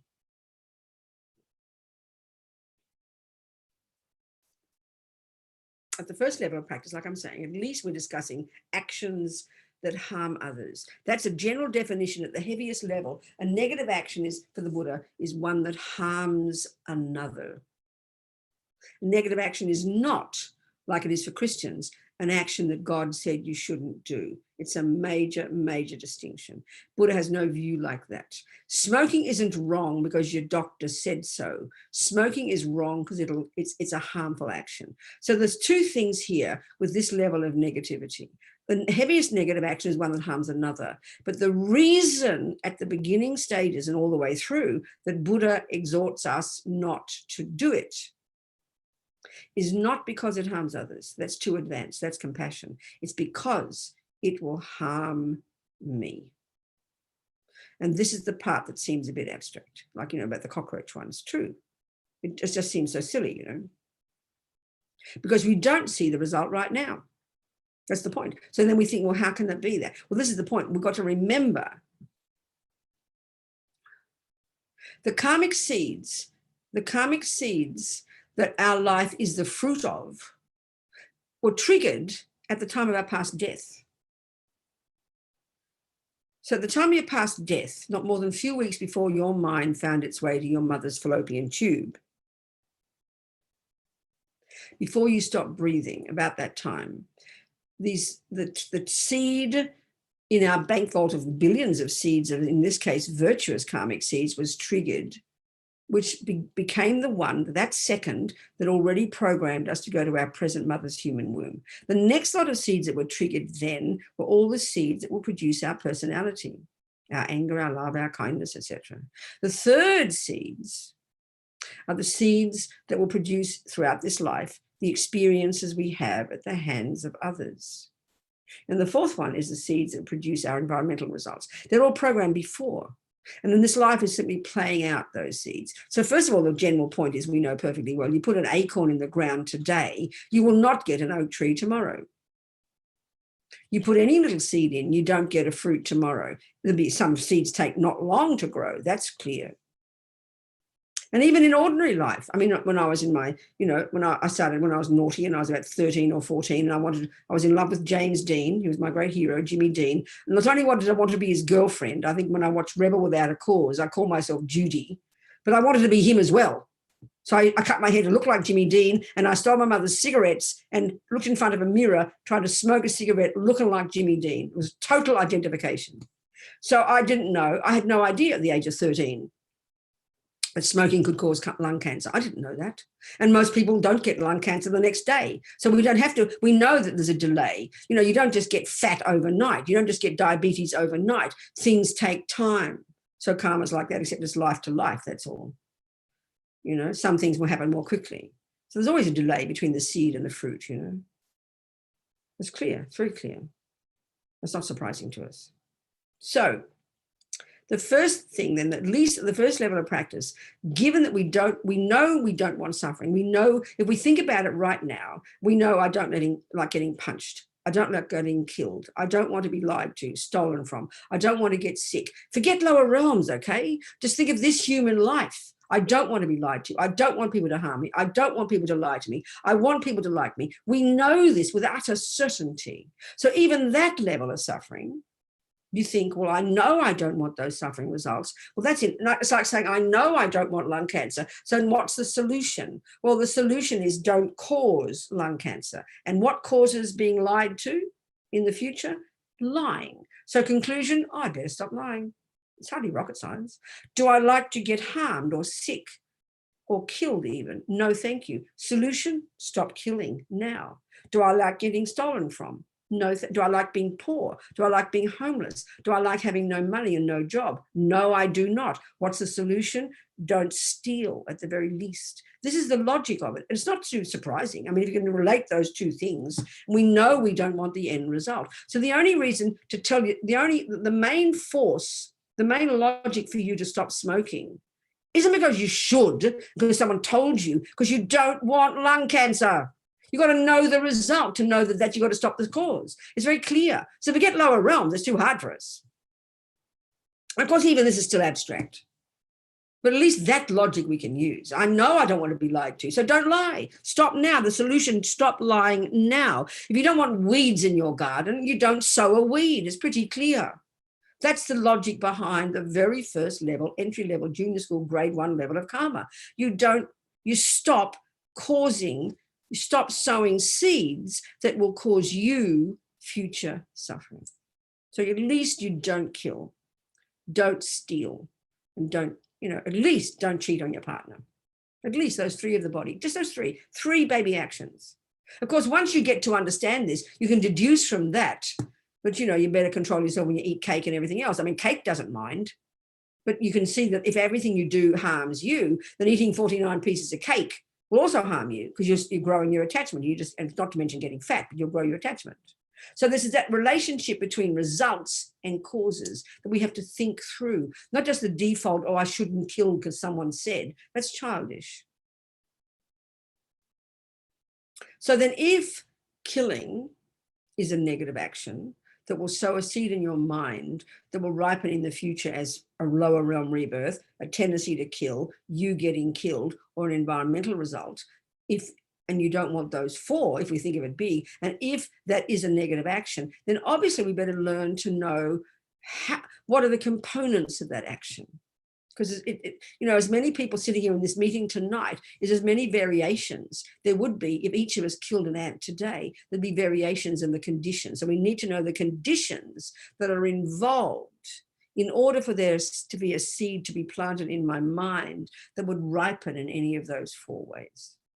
So certainly in order for the lower realm rebirth one, which is a bit abstract for us, I realize, in order for any action we do to be what's called a complete action of killing, or non-killing for that matter, there need to be 4 things in place. And those complete actions then have, after the main result, a lower realm rebirth, they also have residual results of those other 3, the tendency happening to you or the environment. And all good actions and bad actions, the same principles apply. So the 4 conditions that need to be in place when you kill that mouse in your kitchen, or your grandmother for that matter, in order for it to qualify as a complete negative action of killing, the 4 things in place will be as follows. Okay, we'll answer you. That's good, Jeremy. We'll answer this later. So, the first one is there needs to be a living being there, the mouse. It's got to have a living being. You can't kill a dead being. It's got to be a living mouse, object, first one. Second, and this is the crucial one, your mind involved in it. And there's 2 parts there. 2A is the intention. I will kill the mouse. To be is the motivation. Let's say an anger, disgust. How dare a mouse be in my kitchen? You know, the mind involved. 2A, intention. 2B, motivation. 3, you do the action. 4, result, dead mouse. Simply speaking, there's more to it. It's more nuanced than that. It's more nuanced, but this is a simple way of putting it.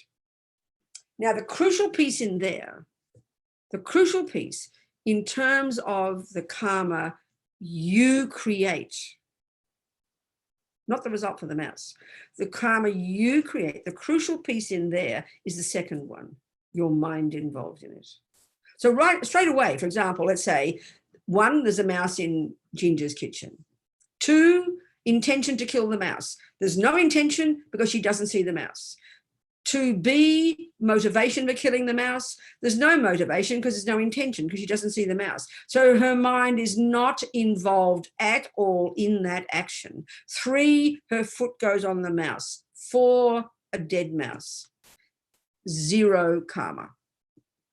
Because the main thing is with karma, if you want to find the very meaning, the heart meaning of the word karma, it means action, and it means mental action, intention. There has to be intention, not meaning good intention, that's motivation, but I will. Intention is the meaning of karma, and that runs everything, runs the universe. But 99% of the time, our tragedy is we're so programmed from past lives in things that we do, we don't even notice as an intention. We're just instinctive, you know, because there's still karma there. And the heavier it is, because it's so instinctive. So, can you do mute again? Can you mute again, Kavita? Can you do max mute, main mute? Yeah. I'm sorry, what? Mute everybody, just mute everyone. Oh, okay. That's all. So, okay, so now let's look, that's Ginger's example. She didn't see the little mouse. She didn't even know afterwards. She never knew she killed a mouse. So they can't, so think about it, How can there be karma? How can there be an imprint in her mind? Because karma is imprinted in the mind. The body and the speech that do the actions are just the servants of the mind. The karma is in the mind. Karma is done by the mind and carried out by the body, yes. But if there's a body only and no mind, there's no karma. If there's mind and no body, there's still karma. Not a complete karma, for sure. The mind is what runs a universe. Now, there's another variation. Let's say Roxanne. Oh, sorry. My sister's calling me from Australia. I should tell her. She'll ring me again. I better give her. No, I can't turn it off. I can't turn it off, can I? Tell her we said hi. I know. She might. She know I'm busy. Oh, okay, doesn't matter. Good thing. I should try again later, but okay. Okay, so now let's say Roxanne has a mouse in her kitchen. 1, there's a mouse. 2, intention. I will kill the mouse. 2B, motivation, compassion. Oh, little mouse is suffering. I can't believe this little mouse is suffering. And she's really got compassion for that mouse. And because, let's say, she assumes, like the West does, I must kill the mouse because then there's things on again. You got it on? Group mute. All mute, in charge. You're in charge of the mute. Have you done it? Everybody is muted except for you. Everybody's got the. Okay, good. Okay, fine. That's fine. So fine, no problem. So in Roxanne's case, she did kill the mouse, but her motivation was compassion. This is her grandmother as well. So this is so 1 object, 2 intention, 2B, 2A, 2B motivation, compassion. 3, she kills the mouse. 4, dead mouse. Now, from her point of view, and this is even if it's her grandmother, from her point of view, she really did mean well. She had compassion. But as Lama Zopa says, I'm sorry, compassion, meaning well is not enough. And this is the crucial point here that we have to think about. This is the crucial point we have to think about. Now, there is definitely, Lisa, there's definitely someone with noise. Lisat, have you got your mute on, Lisat? Lisat, I can see her green frame. That means her thing is on. Mute yourself, Lisat. 3D Pi. Can you do it? I'm doing your job here, Kavita. I'm so sorry. Bossing people around. So listen, let's look at this one. Okay. There's two things going on here, and we don't think these things through. There's Roxanne and her mind and her intention and her motivation, and therefore the karmic seed she plants in her mind. But then there's the mouse. So because we in the West assume mice disappear or grandmothers just die and go into space when you kill them, right? We assume that. We assume because we meant well that it's okay for grandmother. We assume because we meant well, it's okay for the mouse. It's okay for us. Roxanne's fine, but she doesn't mean she helped the mouse. She ought to ask the question. We all ought to ask, well, I wonder if I did help the mouse. She wanted to help the mouse. She meant well to help the mouse. Her motivation was compassion, but the Buddha's saying she lacks wisdom. And what's the wisdom you need here is the clairvoyance, the confidence that when she kills that mouse, she is confident that mouse will die and take another decent human rebirth so it can meet the Dalai Lama and have a spiritual path. Then she can be confident that she not only meant well, but she actually helped the mouse. That's the piece we miss. That's the piece we miss. So because we don't have clairvoyance and we don't have much wisdom, then we're playing Russian roulette with that mouse. We're playing Russian roulette with our granny. Because the Buddha's view is that their consciousness will continue, and the time they die, depending on how their mind is determines the karmic seed that was triggered in their mind, which determines their next life. So it's a dangerous thing to do for the sake of the person. And as Lama Zopa says, you can, because we're so, and part of a problem there too is because we have got so much attachment and we can't stand seeing the suffering. We can't stand seeing the suffering because we haven't sorted things out. It freaks us out. So often our wish to help others is completely polluted by our attachment to make it all go away, So it really needs thinking about. But the crucial point I'm making here is looking at the different scenarios of the karma we create, dependent on whether you know it's there, on the intention and the motivation. There's so many factors involved. And this doesn't mean go around meaning well and killing people. No, don't kill anybody, please, until you've got some bodhisattvas maybe have the wisdom and the power to benefit sentient beings. But just on the point here is it's showing the different components that are involved in the actions we do, which determine the character of the seed we plant in our mind, which determines the karmic result. It's quite precise. Are we communicating here? So the classic action of a negative action, a complete one, that would qualify as a perfectly good negative, as a perfectly perfect bad action, is one that has the mouse, intention, I will kill the mouse, motivation, anger. How dare a disgusting mouse be in my kitchen? That's the usual motivation for killing. Unless you like mice flesh for lunch, maybe Roxanne kills the mouse because she knows I'm coming for dinner and I like cooked live mice for lunch. So she will save them. She will kill them. She won't. In fact, this is the opposite one. Listen to this one. Listen to this one. There's a mouse in the kitchen. Roxanne sees the mouse. Intention. Oh, I will save the mouse. She sounds so pure. What's her motivation? She wants to cook it later. What's her motivation is disgusting. She wants to save the mouse, so it'll be a nice fresh mouse, and then she'll kill it when I come for dinner, so we'll have fresh mice in there for lunch. So that's it. It looks like a kind action. But in fact, her motivation is so heavy, it's detachment. So, it's not that clear. It's not evident to us unless we know the motivation.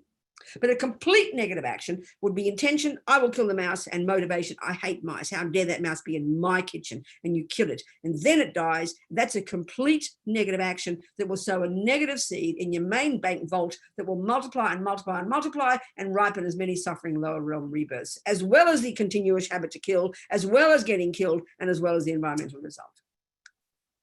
So now you can ask me questions about that. It's a quarter two. And then we'll go slowly over the net. Venerable, do you see there's a question from Lisa in the chat? Okay, you read them all out to me, darling. Okay. Yes.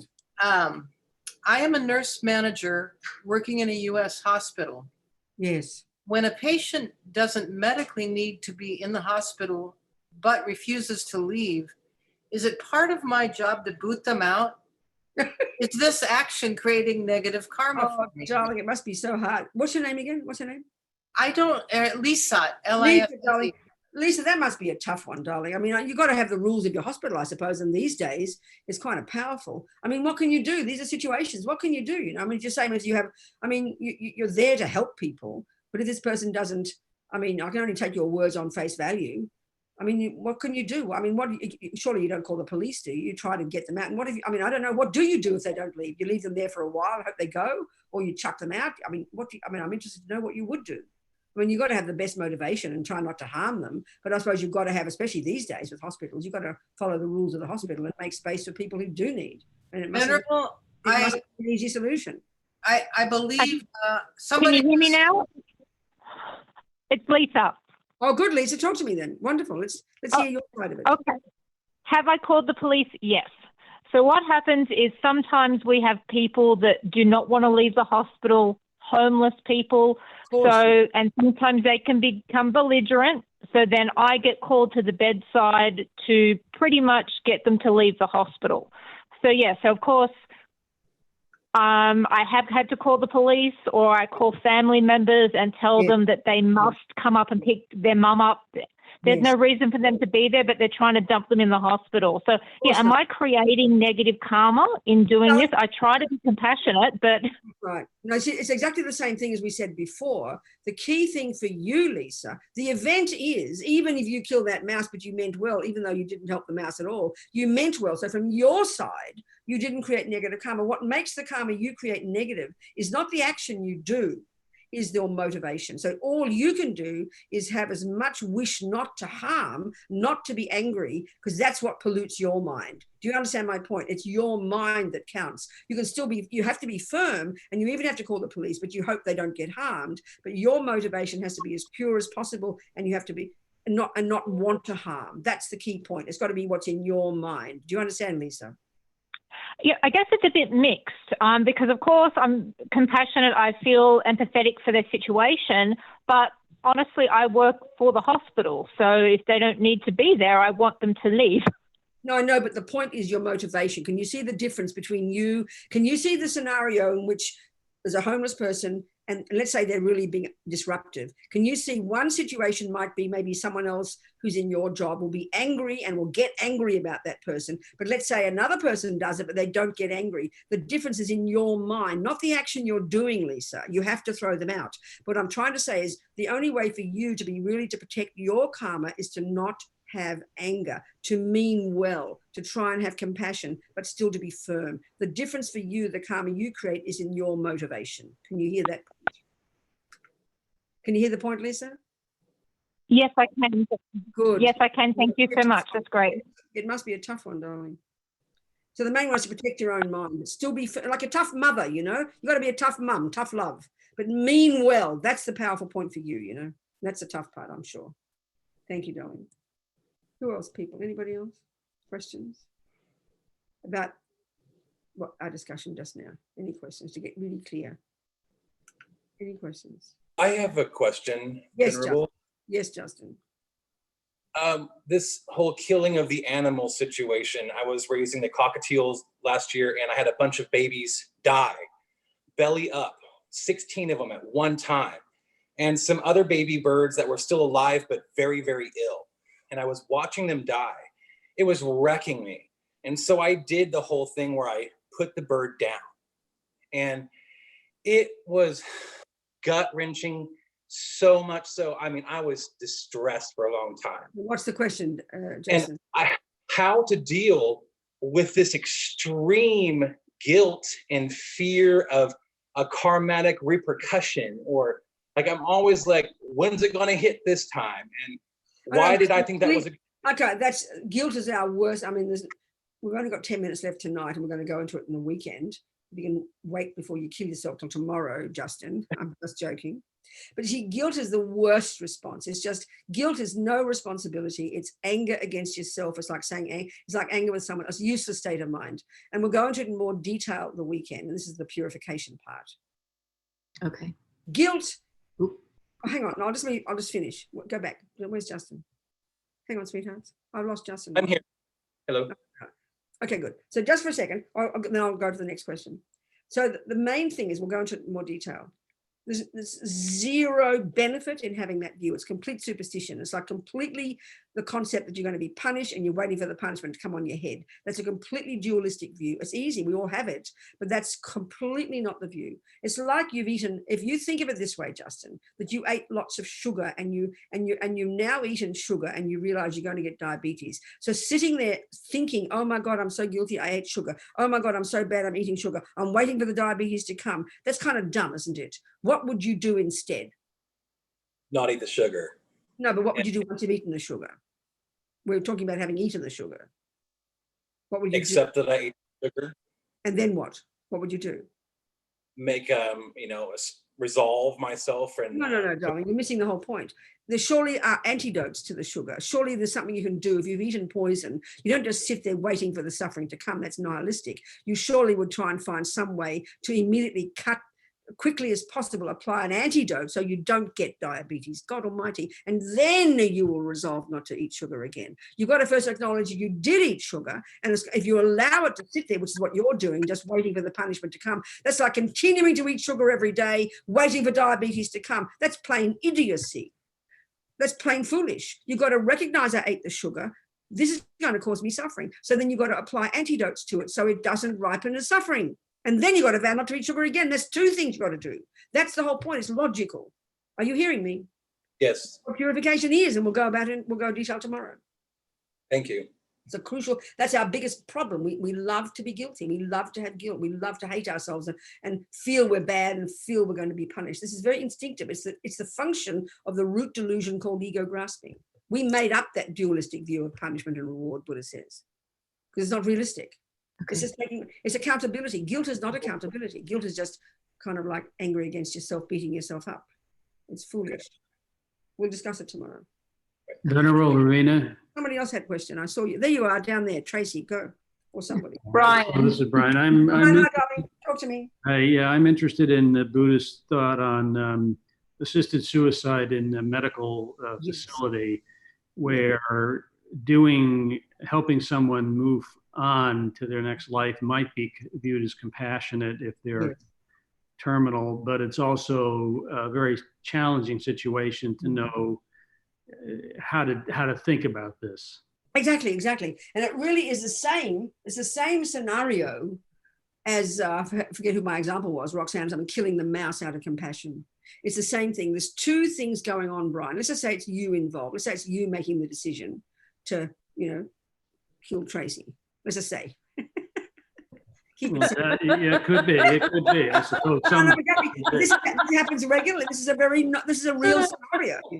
Let's say Tracy's got this chronic illness and she's in incredible pain and she expresses the wish that she die. And this is what's happening more and more. So the point is, there's two things. Let's try and be really clear about it. There's two things, Brian. One is the action you do based upon your motivation. So like with that mouse, killing a mouse with real compassion, from your point of view, you can only say that's not bad karma for you, because the motivation that impels what we do determines the character of the action you do, which determines the seed you plant. So if you really have got compassion, which you would have, but the Buddha would say, from your point of view, from the point of view of Tracy now, if you don't have the wisdom to be super clear, but such that when you kill her, that you are confident that when her mind leaves the body, she will get a good human rebirth and continue practicing her spiritual path. That's the certainty that you would need if not only you have compassion, but you'd also have wisdom. That's the certainty. Now, who has that certainty? We don't know.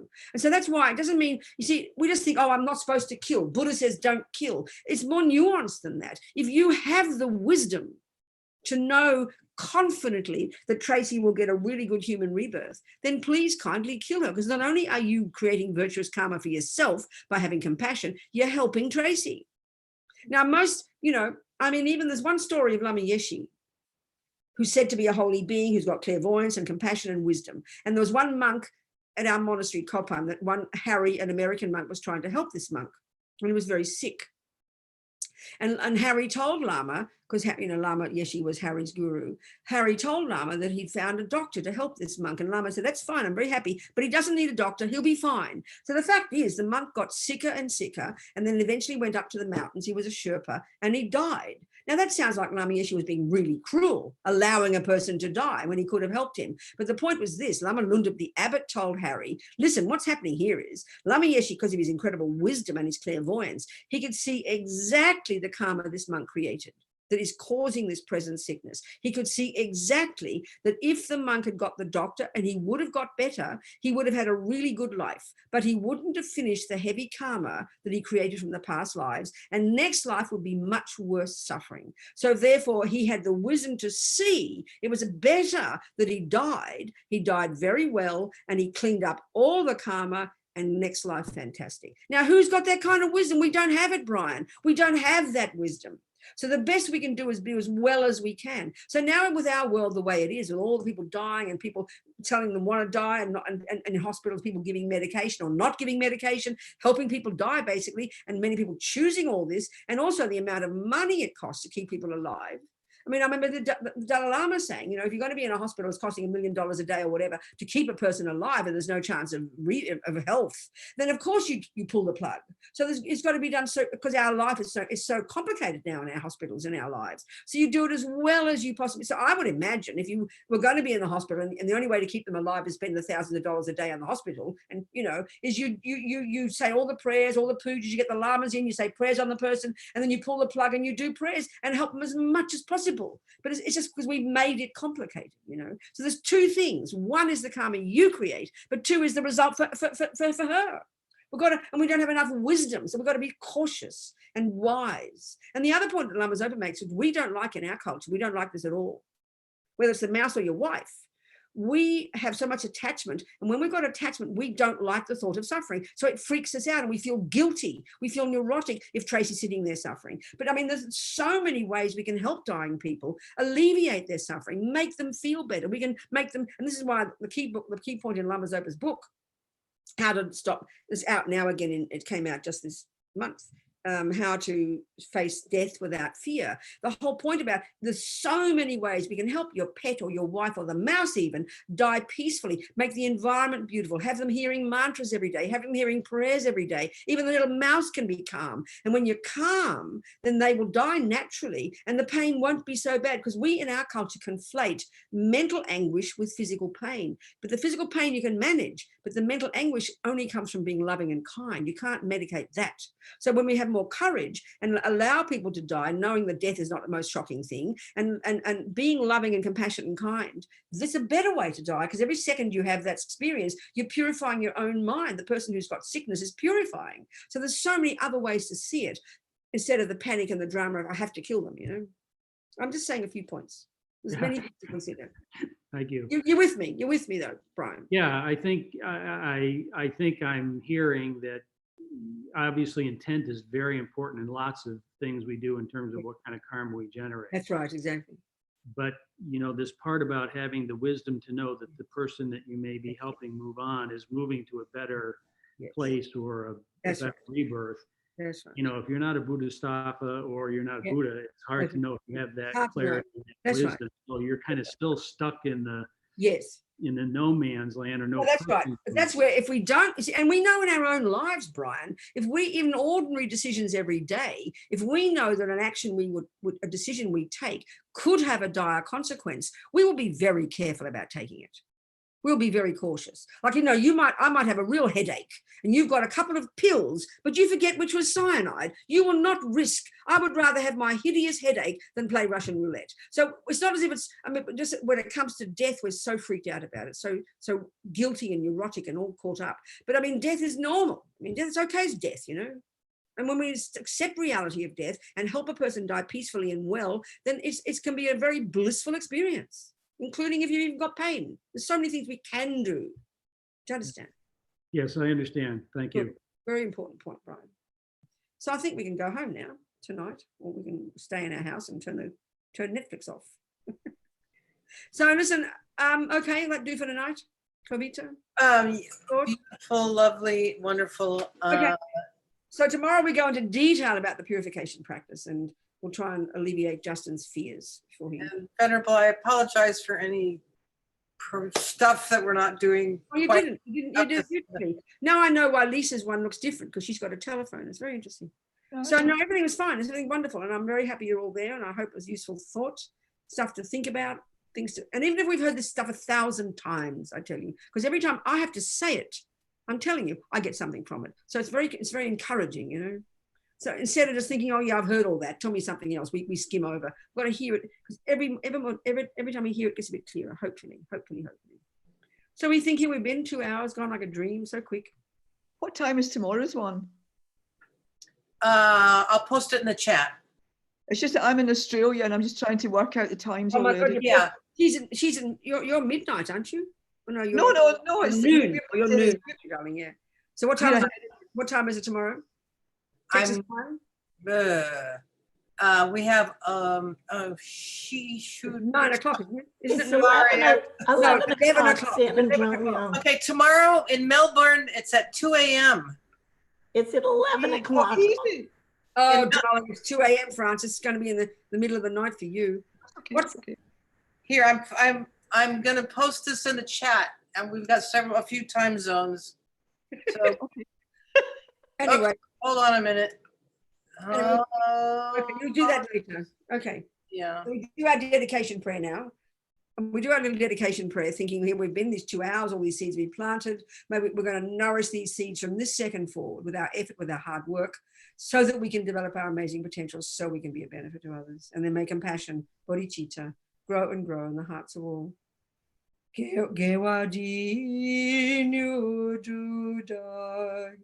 Lama Sangye Drugyune Drawa Chikyang Malupa Dei Sala Kopasho Jangchob Sem Chogrin Poche Ma Ke Panam Ke Gyochig Ke Panyampa Me Payang Gong Ne Gong Du Helvasho.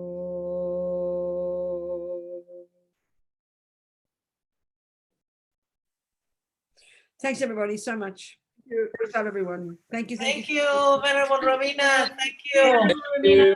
Bye. Thank you. I'm leaving now. Thank you so much. Good night. Good night. Thank you. Thank you.